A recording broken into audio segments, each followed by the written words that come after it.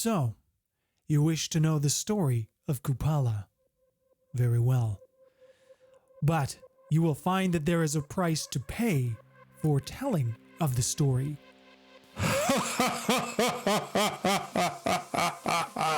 Kupala started off just like any other demon, only this one possessed the ability to blight and corrupt. Legends of the Tzimisce clan claim that the eldest, the Tzimisce Antediluvian, met Kupala a very long time ago, basically when he first arrived to Transylvania.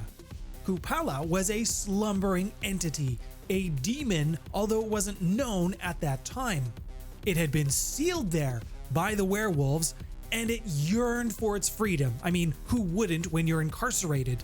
Kupala offered Tzimisce mystic knowledge in exchange or return for its freedom. And while the Antediluvian was partially able to complete this task, he wasn't able to fully fulfill his promise. First off, how do you bind a demon? Very few demons were bound in the exact process that Kupala was. He was bound to the earth specifically, and this is very rarely done because it's very difficult to do. It is said that Kupala was the first demon to ever be bound to the earth in this way, and there's even some rumors that he helped create the process, and unfortunately it was used against him. No one knows for sure on that.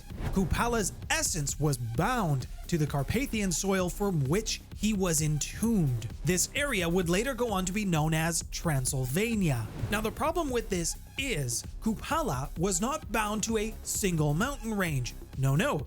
His body, his essence is so large and so vast. Being that he is a very powerful demon, his essence is trapped to the entire mountain range of Transylvania. And this would be the picturesque mountain ranges of the Transylvanian Alps. But we've come into the story kind of midway here, so let's rewind. Let's go back a little bit and talk about how Kupala got bound. Going back to the time of Cain and the first city, Kupala and the werewolves were bitter enemies, and they've likely been enemies since they discovered each other in time immemorial. If you're not familiar with werewolves or the Garou Nation, they don't like anything. They don't even like each other. They don't even like other werewolves in many cases, but they can come together for very powerful assaults on large spiritual presences, and Kupala would have fit the bill for this. In a massive and major showdown, the werewolves turned up en masse. They were attempting to complete a ritual that had never been done before. And during this time, during this battle, it was an open field. The Carpathian Mountains, the Transylvanian Alps, they didn't exist yet. As a matter of fact, the werewolf ritual created them. Now, what's important to know is that demons that are loose on the earth in the World of Darkness, they are typically bound to a reliquary. Some can hop from one host to another host, and these bodies become their vessel, but there's also a third way for demons to inhabit the earth, and that's what we're going to talk about now. This very rare ritual is also very dark, and it requires an extreme amount of mental acuity, mental strength, as well as ungodly amounts of physical strength. What you do is you begin by sanctifying an area, be that a pool, a lake, a temple, a mountain range. These mortal sorcerers, they turn the sanctified area into a reliquary. And in doing so, you affix your demon's soul to the earth itself. What the werewolves did through brute force and just sheer iron will, they ripped open the earth. They separated it into two halves. Kind of like opening a sandwich. In this mass battle that they were doing against Kupala, they ripped open the earth, they surrounded him so he was unable to escape.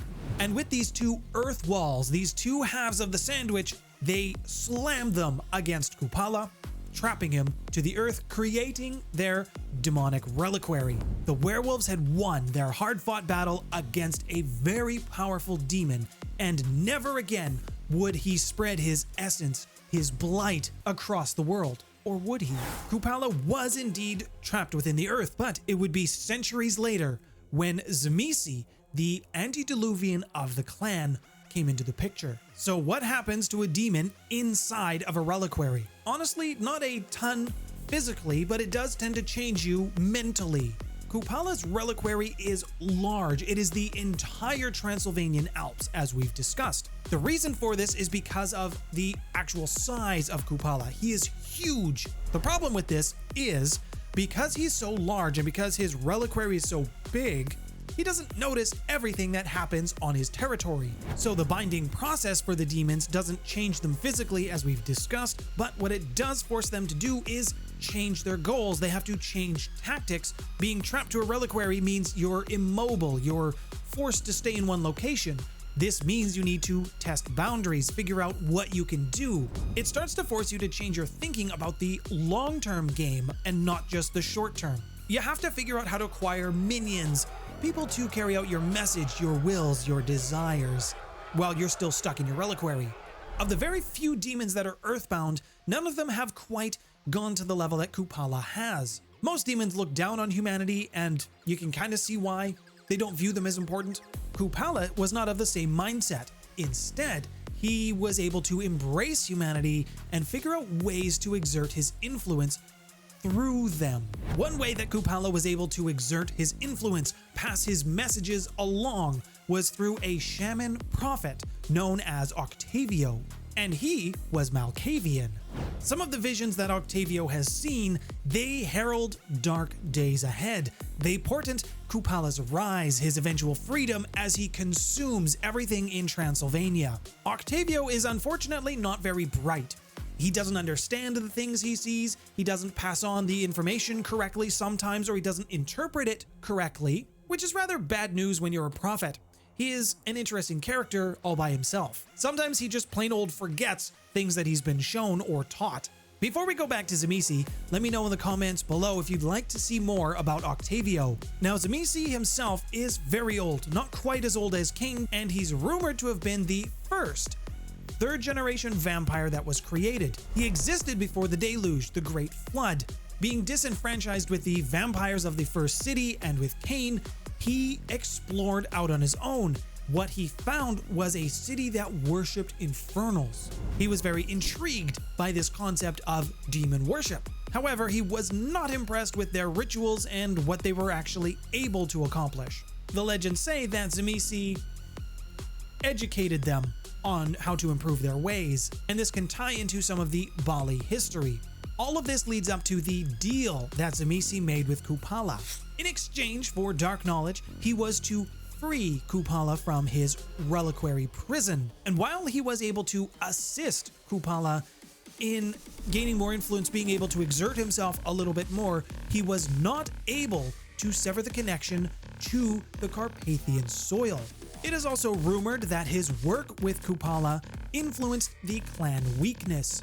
While Tzimisce did help Kupala, he didn't free him completely. Kupala was a demon of his word, and although he wasn't completely free, he did give something to Tzimisce for his help.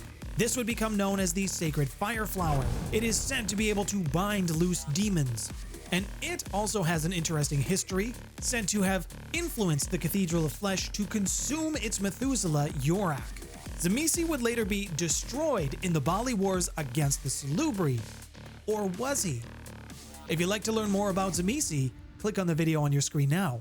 Thank you to every single one of my patrons who continue to support me and the channel. All of your support is greatly appreciated. My name's Nathaniel. Thanks for stopping by, everyone.